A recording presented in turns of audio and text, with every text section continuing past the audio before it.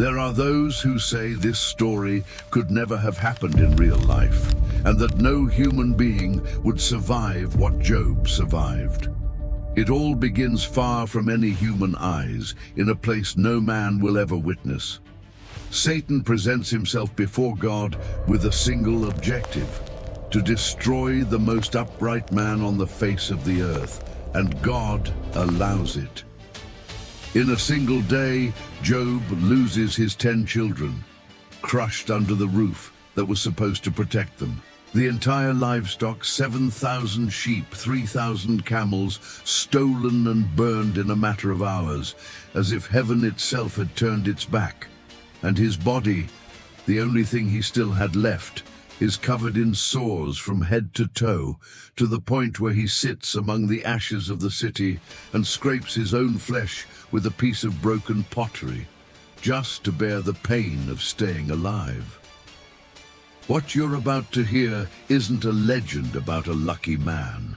It's the story of the day one man's faith was put to a test that none of us could say for certain we would survive.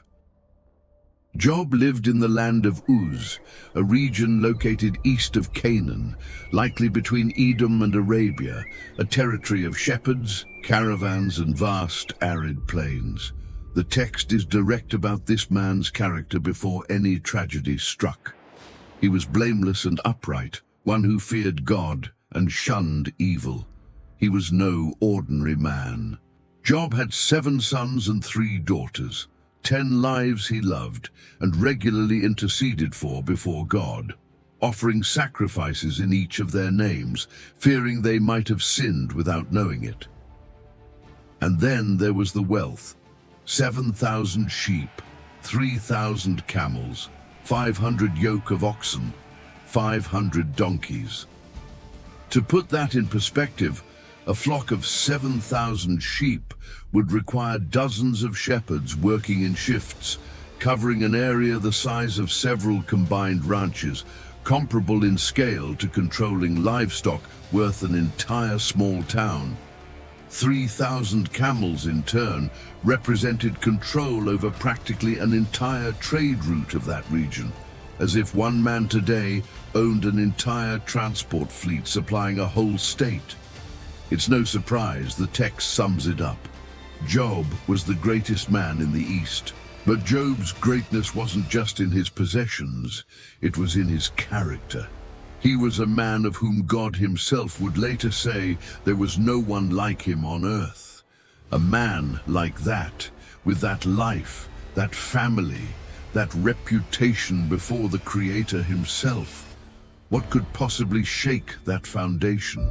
The answer begins not on earth, but in a place Job never had access to. While Job continued his routine of faith and prosperity in Uz, something was happening in the heavens that would change everything. The text describes a day when the sons of God came to present themselves before the Lord, and Satan came among them too. God asks Satan where he's been, and the adversary answers that he had been roaming the earth. Then God does something surprising. He points to Job himself, saying there was no one like him on earth, blameless and upright, fearing God. Satan's response is a direct accusation. Job only serves God because everything goes well for him. If God touched everything he had, he would curse God to his face.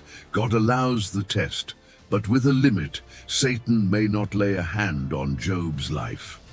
What follows is a sequence of 4 disasters, one after another, on the same day. Archaeologists and historians who study the ancient Near East point out that the region where Job lived was a constant route for nomadic tribes like the Sabaeans and the Chaldeans. Real groups documented in records of that era. The Sabaeans controlled part of the incense trade routes of southern Arabia. The Chaldeans were a rising power in Mesopotamia, who centuries later would found the Babylonian Empire. In other words, the biblical text doesn't describe generic enemies. It describes real historical powers that any listener of that time would instantly recognize as plausible threats. First, the Sabaeans attack and carry off the oxen and donkeys, killing the servants. And the messenger ends his report with a phrase that repeats word for word 4 times throughout the scene, a detail the biblical text makes sure to record, "And I alone escaped to tell you." Before he even finishes speaking, another messenger arrives. Fire fell from the sky and burned up the sheep and the shepherds. And again, "I alone escaped to tell you." A third messenger announces that the Chaldeans took the camels, killing more servants. The same phrase repeats for the 3rd time. And then comes the 4th report, the most devastating one. A great wind came from the desert, struck the 4 corners of the house where Job's 10 children were gathered eating and drinking, and the house collapsed on them. No one survived except the messenger himself, who repeats one last time, "I alone escaped to tell you." 4 messengers, the same phrase 4 times. It's as if the text wanted the listener to feel the weight of each blow landing on top of the other, without a pause to breathe between them. In just a few minutes, the richest man in the East lost his herds, his servants, and his 10 children. What Job does next is recorded with precision. He gets up, tears his robe, shaves his head, falls to the ground, and worships, saying that naked he came from his mother's womb, and naked he will return. The Lord gave, and the Lord has taken away. Blessed be the name of the Lord. In all this, Job did not sin, nor did he charge God with any wrongdoing. But the story doesn't end there. There is a second round in the heavenly council. Satan returns and argues that Job still has his own skin intact. Skin for skin, a man will give everything he has for his life. God allows a second test now over Job's body, sparing only his life. And then Satan strikes Job with a horrible skin disease, from the soles of his feet to the top of his head. This is the moment we return to the opening scene. Job, sitting in the ashes, scraping his sores with a piece of broken pottery, hearing from his own wife that he should curse God and die. 3 friends of Job, Eliphaz, Bildad, and Zophar, hear of his tragedy and travel to comfort him. When they see him, they barely recognize him. They weep, tear their robes, and sit with him on the ground for 7 days and 7 nights. And no one said a word to him, because they saw that his suffering was too great. After that silence, Job finally speaks. And what comes out of his mouth is not calm resignation, but raw anguish. He curses the day he was born, wishes he had never seen the light. What does a person say when the pain has no explanation, and the closest friends begin to point fingers? Eliphaz is the first to respond, and he does so by describing a supernatural experience. He recounts that at night a spirit passed before his face, making his hair stand on end, and a voice whispered that no mortal can be more righteous than God. From there, his logic is simple and cruel. If Job suffers, it's because he sinned in some way. He asks Job, "Who, being innocent, has ever perished?" Bildad responds next with a different argument, rooted in the tradition of the ancestors. He asks Job whether God would pervert justice, and suggests that if Job's children died, it was because they sinned, and that if Job is truly pure, God will still restore him. Zophar is the harshest of the 3. He directly accuses Job of hiding sin, and even claims that God is, in fact, demanding less from Job than his guilt deserves. Job answers each of them, chapter after chapter, without backing down. He admits he is in agony, that his nights are filled with restlessness until dawn, and that his flesh is covered in worms and crusted dust. But he insists he wants a fair trial. He wishes he could argue his case directly before God, as a man argues with his neighbor. In one of the most striking moments of the entire book, in the midst of his own suffering, Job declares a conviction that echoes across centuries. He knows that his Redeemer lives, and that in the end he will stand upon the earth, and that even after his skin is destroyed in his flesh he will see God. It's an almost contradictory statement. A man covered in sores, sitting in ashes, declaring that he will yet see the face of God with his own eyes. The debate continues through rounds. The three friends speak. Job answers. The three friends speak again. Job answers again. At a certain point, their arguments begin to repeat and lose force, while Job remains firm. He will not lie about himself just to end the argument. He wants justice, not cheap comfort. It's at this point that a fourth voice appears, a younger man named Elihu, who had remained silent the whole time out of respect for his elders, finally can't hold back and speaks. He is angry at Job for justifying himself more than justifying God, and angry at the three friends for failing to refute Job while still condemning him. Elihu brings a different argument. He suggests that suffering may have a formative purpose, not merely a punitive one, that God sometimes speaks through pain to turn a man away from pride, and that the greatness of God alone should be enough to silence any demand for explanation. And then, in the middle of Elihu's speech about a storm forming on the horizon, it actually arrives, not as metaphor, but as event. A whirlwind forms, and from within it, a voice answers Job directly. The first question alone disarms any reply. Who is this that darkens counsel with words without knowledge? What follows is one of the most striking sequences in all of sacred literature. God does not explain the reason for Job's suffering. Instead, he asks question after question, more than 70 questions in a row, without waiting for an answer. Where was Job when the foundations of the earth were laid? Who determined its measurements? Who shut up the sea with doors when it burst forth from the womb of creation? Has Job ever commanded the morning to break or shown the dawn its place? Has he entered the storehouses of the snow or seen the storehouses of hail? Can he bind the cords of the Pleiades or loosen the belt of Orion? Then comes a gallery of animals, each chosen with precise purpose, creatures that lie completely beyond human control. The mountain goat that gives birth alone on the cliffs, with no one to help her. The wild donkey that laughs at the commotion of the city and refuses to be tamed.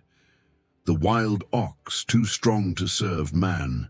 The ostrich that abandons her own eggs on the ground, seemingly without wisdom, but who, when she rises to run, laughs at the horse and its rider. The war horse that snorts fiercely, smells the battle from afar, and never retreats before the sword. The falcon that flies by an instinct no one taught it. And finally, two monsters, Behemoth, a land creature of immense strength with bones like bars of iron, and Leviathan, a sea beast so fearsome that no one dares awaken it, from whose mouth come flames, whose heart is hard as stone, before whom even the mighty cower. The message behind all of this isn't subtle. If Job cannot even understand or control a mountain goat, an ostrich, or a giant crocodile, how could he expect to fully grasp the plans of the creator of the universe himself? Job doesn't receive an explanation for why he suffers. He receives something different, a revelation of the scale and greatness of God, too vast to fit into any simple answer. And Job's response, still sitting in the ashes, echoes throughout history. He says he had heard of God only by the hearing of the ear, but now his own eyes have seen him. Therefore he despises himself and repents in dust and ashes. What happens after Job's encounter with God in the whirlwind redefines the entire story. The Lord turns, not to Job, but to the 3 men who spent 7 days sitting beside him in silence before they began to speak. And the verdict is harsh. They had not spoken rightly of God as Job had. To understand the weight of that statement, it's worth remembering what the 3 friends said throughout nearly 30 chapters of debate. They operate under a simple theology, common in the ancient Near East, that suffering is always the direct result of sin.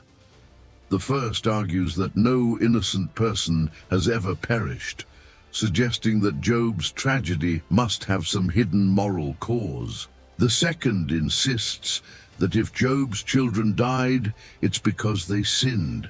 The third goes even further, claiming that God is, in fact, punishing Job with less than he deserves. Page after page, chapter after chapter, the same argument repeats in different forms. Job rejects that logic from beginning to end. He doesn't deny having flaws, but insists with almost exhausting persistence that there is no specific sin that would justify that level of destruction. And it is exactly that refusal to accept an easy, false explanation that God validates at the end of the story. The friends talked about God for 30 chapters, quoting principles that sounded correct, but missed the mark by applying them cruelly to a man suffering right in front of them. God commands the 3 to offer sacrifices and orders Job to pray for them, because the Lord would accept Job's intercession on their behalf. This detail matters. The man who spent chapter after chapter being accused by these 3 friends is now called upon to intervene for them before God. And it is exactly in that act, Job interceding for the very men who judged him without mercy, that the Lord changes Job's fate at the very moment he prays for his friends. The restoration that follows is recorded with exact numbers, not poetic generalities. Where there were 7,000 sheep, now there are 14,000. Where there were 3,000 camels, now there are 6,000. 1,000 yoke of oxen, 1,000 donkeys, exactly double every category of what was lost. To put this in historical perspective, rebuilding that kind of pastoral wealth in the ancient Near East was not a matter of months. Flocks of thousands of head took generations to build. They required stable water resources, specialized labor, seasonal grazing routes negotiated with other clans in the region. The text doesn't specify how long this reconstruction took, but the sheer volume of the restoration suggests we're talking about years, not an instant stroke of luck. Then comes the part of the story that often goes unnoticed. Job is given 7 sons and 3 daughters again, and the sacred record, which normally doesn't even name daughters in ancient genealogies, makes a point of preserving the names of all 3, Jemima, Kezia, and Keren Happuch. They are described as the most beautiful women in all the land, and they receive an inheritance alongside their brothers. In a patriarchal culture, where inheritance normally followed only the male line, this detail is a significant social fact. Job's restoration quietly breaks with a legal convention of the time. Job lives 140 more years after all this, long enough to see 4 generations of his own descendants before dying old and full of days. For historical comparison, average life expectancy in the patriarchal period rarely exceeded 70 or 80 years. Living to witness great-grandchildren and great-great-grandchildren was treated, within the account itself, as a sign of extraordinary blessing. Job's impact, however, doesn't end with his own death. Centuries later, during the Babylonian captivity, one of Israel's greatest prophets cites his name alongside Noah and Daniel as the highest reference of righteousness among men recognized by God. A notable detail, because that prophet was speaking to an entire generation also facing loss, exile, and the question of why God allows catastrophe to fall on people who try to live rightly. And centuries later still, in the 1st century, one of the apostles writes to entire communities scattered and suffering persecution, citing the patience of Job and the outcome the Lord gave him. 2 religious traditions, separated by hundreds of years and different languages, turn to the exact same man as proof that integrity under suffering is not naivety, it's endurance. There's a layer to Job's story that most quick readings ignore completely. Within the narrative itself, Job never had access to what happened in the heavenly council. He never knew about the wager between God and the adversary, not the way we've known it from the start. From his perspective, all that existed was the loss, without context, without explanation, without the behind the scenes. The listener knows. Job, within the story itself, never did. This detail completely changes the weight of what he declares right after losing everything. That the Lord gave, and the Lord has taken away, and that the name of the Lord should be blessed regardless. And of everything he questions throughout the following chapters. He wasn't trusting because he knew how the story would end. He was trusting blindly, with no guarantee whatsoever that it would resolve into restoration. This connects directly to what happens in the speeches that make up the majority of the story. Across nearly 30 chapters, more than half the entire account, the 3 friends debate with Job in 3 successive rounds of speeches. Each one tries, in slightly different ways, to convince Job that he must have committed some hidden sin.